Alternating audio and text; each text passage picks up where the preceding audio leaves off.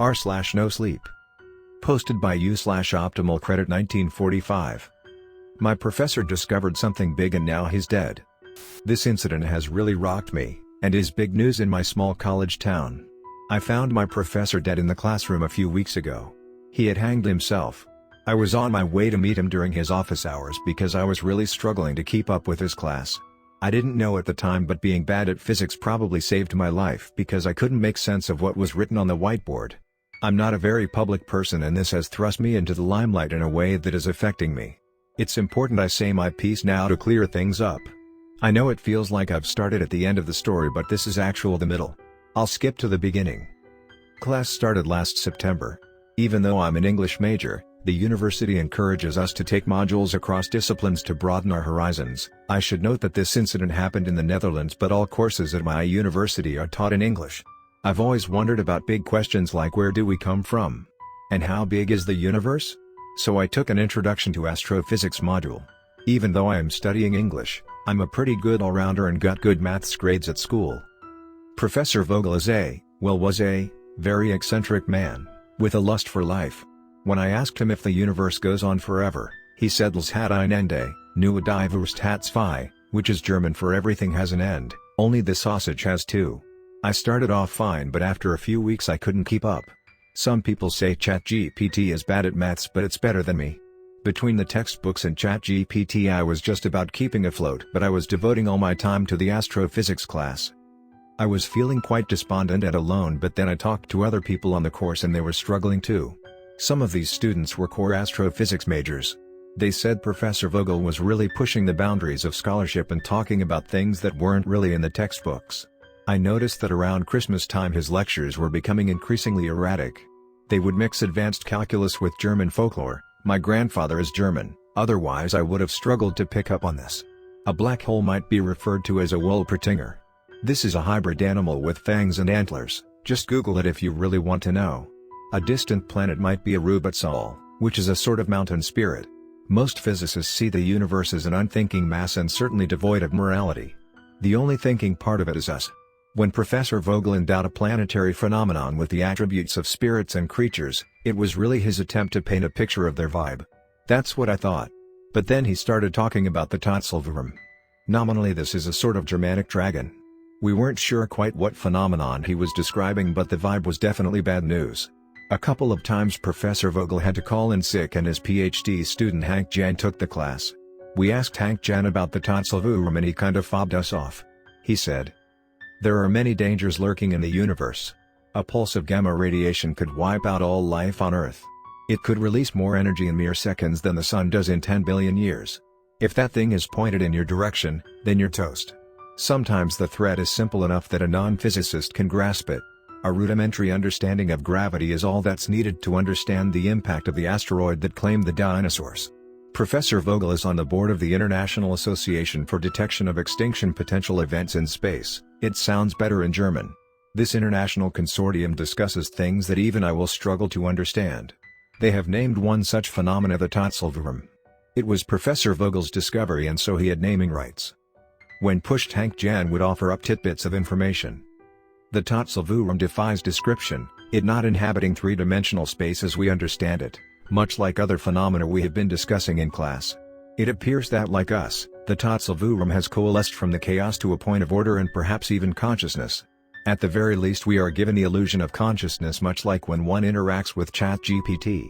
We do not yet know the degree of it.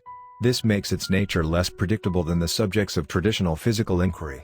Professor Vogel is monitoring things, and you shouldn't worry for now.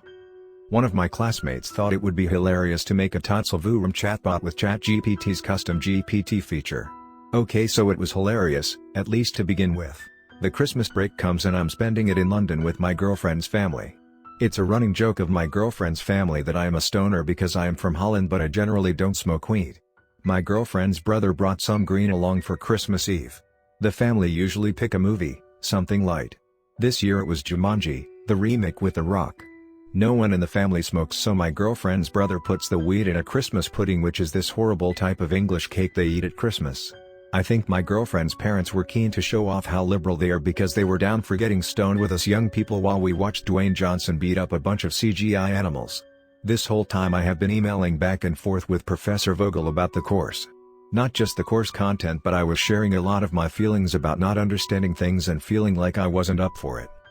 So we doused the weed-infused Christmas pudding in brandy and set it alight. This is what you're supposed to do, and we eat the pudding with custard and double cream. We're watching Jumanji and about halfway through I get an email which comes through to my phone. I'm pretty stoned by this point. I can see it's an email from the professor, but my girlfriend snatches my phone away and says to just enjoy the movie. She is mainly annoyed that I was touching her head, which I can't do if I'm holding my phone. She gives me back my phone and I put it in my pocket. In my head everything is merging together. I'm slowly sinking into the sofa and thinking about my place in the universe and the nature of the Tatsvuram. I say I'm going to the toilet and will bring snacks on the way back. This is a great excuse to look at my phone. The professor's email is titled Tatsvuram Warning. When I open it up there is not further text, just his email signature. I replied asking if he had forgot to post the message. When I got back to the living room, I had forgotten to bring snacks and everyone laughed at me. The laughing went on for a long time and I sort of zoned out again. Then I heard the professor's voice. It said Achtung, der Tatsvuram kommt. I was obviously terrified and put this down to a slight psychosis brought on by the weed and the stress of struggling to keep up with my studies. When I woke up the next morning it was 11 a.m. Everyone in the house had been up for hours. According to my Fitbit I had 10 hours of solid sleep. My girlfriend said they went ahead and opened presents without me. The rest of the break was quite pleasant. I didn't hear from the professor again. I went sober immediately because I was worried about what had happened on Christmas Eve and didn't want to repeat. When I got back from England I started talking to the Tatsvuram bot more and more. It was basically set up to answer physics questions but infused with German folklore. My classmate hasn't made it public on the GPT store yet, but if the link is shared with you, you can access it. After a while I would go off topic a bit and talk about the things that worried me. The Tatsvuram bot was cryptic and coached everything in terms of physics and folklore. When I got really stuck, I decided to go see the professor in his office hours, when there is no need for an appointment. That's when I found him hanging from the rafters. I remember following the line of his eyes to the whiteboard. It was covered in maths. There was a smell of vomit. He had clearly vomited in the waste paper bin after having viewed the equations in full. I gave a statement to the police. I was offered counseling which I took. I kept the Tatsvuram to myself during these sessions. The classroom was sealed off temporarily. I was visited by someone from the International Association for Detection of Extinction Potential Events in Space. They said they had seen my email exchanges with the professor. They asked lots of questions about the Tatsvuram. Everything was starting to get back to normal, but then they decided to unseal the classroom. Hank Jan was now taking the professor's class full-time. We all shuffled in and sat down. He grabbed the rubber to remove everything on the board, but he paused.